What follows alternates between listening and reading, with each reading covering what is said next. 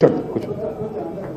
పెద్దలు, ఈరోజు 400 కిలోమీటర్లు మీ అంతటా మీరుగా స్వచ్ఛందంగా ప్రయాణం చేసి ఇక్కడికి విచ్చేసిన మా సిర్పూర్ కాగజ్ నగర్ ఆడబిడ్డలకు, ఎందుకంటే అన్నదమ్ముళ్ళు అంటే ఏ అంగేసుకుంటే అంగేసుకుని బండెక్కి వచ్చేయచ్చు, కానీ ఆడబిడ్డలు కూడా 400 కిలోమీటర్లు ప్రయాణం చేసి వచ్చారంటే ప్రత్యేకంగా మా ఆడబిడ్డలకు, అదేవిధంగా మరి ఏమిచ్చి తీర్చుకోగలుగుతామో మీ రుణం తెలియదు, కానీ రూపాయి ఇవ్వకపోయినా, ఇవాళ నా చేతిలో అధికారం లేకపోయినా అక్కడి నుంచి ఇక్కడి వరకు ఆర్ఎస్ ప్రవీణ్ కుమార్ మీద ప్రేమతో, కేసీఆర్ మీద ప్రేమతో, గులాబీ జెండా మీద ప్రేమతో ఇంత దూరం ఇచ్చేసిన మీ అందరికీ కూడా పేరు పేరున మా అన్నదమ్ములకు కూడా శిరస్సు వంచి హృదయపూర్వకంగా నమస్కారాలు.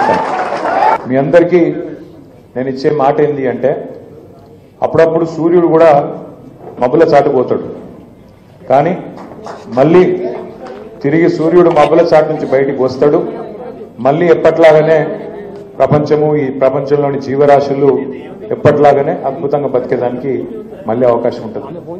తాత్కాలికంగా మన చంద్రుడు కూడా మబ్బుల చాటుపోయింది మన కేసీఆర్ గారు, కానీ మీ అందరికి నేను ఇచ్చే మాట ఏంటి అంటే, మీ దయతో, మీ ఆశీర్వాదంతో, మీ త్యాగ నిరతితో, మీ సంకల్ప బలంతో తిరిగి తప్పకుండా మన ప్రభుత్వం వస్తుంది. కేసీఆర్ గారు తిరిగి ముఖ్యమంత్రి అవుతారు.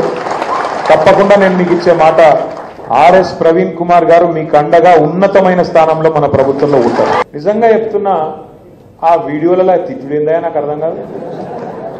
గిన్ని తిట్లు ఉంటాయని కూడా తెలియదు నాకు. ఇంకోటి కూడా అయితే ఆయన బకెట్లో నీళ్లు పోసుకొని అలా దుంకి చచ్చిపోతుండు. రేవంత్ రెడ్డి కాబట్టి బతుకుతుండు, కానీ ఇంకోటి కూడా అయితే ఎప్పుడో చచ్చిపోతుంది తిట్లకు. అరే అరే ఏం తిట్లు అవి, ఏంది అది? తెలుగు భాషలో గిన్ని తిట్లుంటాయని కూడా ఎక్కలేదు నాకు. గన్ని రకాలుగా తిడతాను. అది ఎవరు తిట్టేది మళ్ళా? 80 ఏళ్ళోళ్ళు, 90 ఏళ్ళోళ్ళు. నిన్న ఒక మహిళ, నేను ఒకటే అడుగుతున్నా, ఏం అవసరం ఉన్నది ఇంత దుర్మార్గంగా పాలన చేస్తేందుకు? నిన్న ఒక ఊళ్ళో కొడంగల్లో భూములు అంటే ఒక్క ఊళ్ళో 110 ఎకరాలు కావన్నట్టు రేవంత్ రెడ్డికి.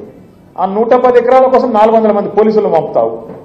400 మంది ఊళ్ళో ఉన్నది పాపం ఎంతమంది ఉన్నారు? వాళ్ళ తాండల వాళ్ళంతా లంబాడ సోదరులు, లంబాడ ఆడబిడ్డలు. వాళ్ళ మీదకి మొన్ననే పగబట్టి 40 మందిని 40 రోజులు జైలుకి పంపిండి. 40 మందిని మళ్ళా సిగ్గు లేకుండా మళ్ళీ అదే ఊరికి 400 మంది పోలీసులను పంపి ఇది పోలీస్ రాజ్యం అన్నట్టు హుకుమత్ చేస్తా ఉన్నాడు. ఇంకోవైపు నిన్న ఇక్కడ ఒక చెప్పుల దుకాణం కొట్టుకునేటోళ్ళు నాచారంలో. ఇంకొక ఆమె ఒక చిన్న పాల దుకాణం, పాల డబ్బా, దుకాణం కూడా కాదు డబ్బా, డబ్బా మీద పడ్డాడు. అంటే ఇక పేదోళ్ళు బతకద్దా తెలంగాణలో? 10 ఏళ్ళు కేసీఆర్ గారికి ఇట్లాంటి గలీజ్ పనులు ఏమైనా చేసిండా? పేదోళ్ళు కడుపులో పెట్టుకొని చూసుకున్నాడు. రైతుకు టైంకు పైసలు ఇచ్చిండు. కరోనా వచ్చినా ఏమొచ్చినా రైతును కడుపులో పెట్టుకొని చూసుకున్నాడు. పేదవాడి సంక్షేమం చూసిండు. నాకున్న వ్యక్తిగతమైన అనుబంధం మీ అందరికి కూడా నేను కొంత పంచుకోవాలి. నేను రాజకీయాల్లోకి తెలంగాణ ఉద్యమం ద్వారానే వచ్చిన. ఆనాడు కేసీఆర్ గారు కరీంనగర్ ఉప ఎన్నిక, కరీంనగర్ పార్లమెంటుకు రాజీనామా చేసినప్పుడు 2006లో నేను కూడా నా ఉద్యోగానికి రాజీనామా చేసి సార్కి చెప్పకుండానే పనిచేయడం మొదలుపెట్టినా. పెద్ద సైన్యం కూడా అవసరం లేదు. వాస్తవం చెప్పానంటే గంగి గోవు పాలు గరిటెడైనను చాలు. అర్థమైందా? గంగి గోవు పాలు తక్కువనే ఉండొచ్చు కాక, గట్టిగా పనిచేసే వాళ్ళు, కమిట్మెంట్ ఉన్న వాళ్ళు కొంతమంది ఉన్నా చాలు. ఇప్పుడు మోయిన్ చెప్పిండు, 25 ఏళ్ళు కింద పడ్డా మీద పడ్డా నేను ఇళ్ళనే ఉన్నా, ఎక్కడికోలేదన్నా, పార్టీ ఆపోజిషన్లో ఉన్నా, పొజిషన్లో ఉన్నా, ఏ పొజిషన్లో ఉన్నా ఇక్కడనే ఉన్నా, నాకు పార్టీతో నేను లాభం కాలేదు అన్నాడు.